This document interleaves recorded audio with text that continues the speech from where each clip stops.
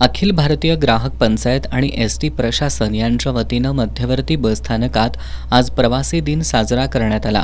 यावेळी अखिल भारतीय ग्राहक पंचायतीच्या पदाधिकाऱ्यांनी प्रवाशांना तिळगुळ देऊन शुभेच्छा दिल्या आणि ग्राहकांना सजग करण्यासाठी माहितीपत्रकांचं वाटप केलं।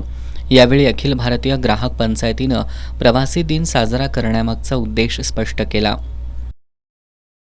खेड्यापाड्यापर्यंत पोहोचणारी ती जीवनवाहिनी आहे आणि त्यासाठी असंख्य ड्रायव्हर कंडक्टर सगळे स्टाफ हे जे झटत असतात त्यांचंही कौतुक व्हावं आणि ज्या प्रवासी राजांवर ही एसटी अवलंबून आहे त्यांचंही थोडं या निमित्तानं कौतुक व्हावं म्हणून हा प्रशासनाच्या वतीनं अखिल भारतीय ग्राहक पंचायतीच्या वतीनं हा दिवस साजरा केला जातो। एसटी प्रशासनानं यात अत्यंत मनोभावे सहकार्य करून हा कार्यक्रम चांगला साजरा केलेला आहे। खेड्यापाड्यापर्यंत पोहोचणारी एसटी ही प्रवाशांची जीवनवाहिनी आहे, त्यामुळे सुरक्षित प्रवासासाठी प्रवाशांनी एसटीतूनच प्रवास करावा असं आवाहन एसटी प्रशासनाकडून करण्यात आलं।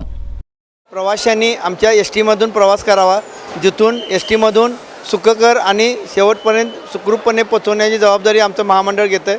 तसंच जबाबदारी इथून पुढे कंटिन्यू घेऊन आमच्या प्रवासी राजांचं जास्तीत सेवा करायची संधी आमच्या एसटी महामंडळाला मिळावं।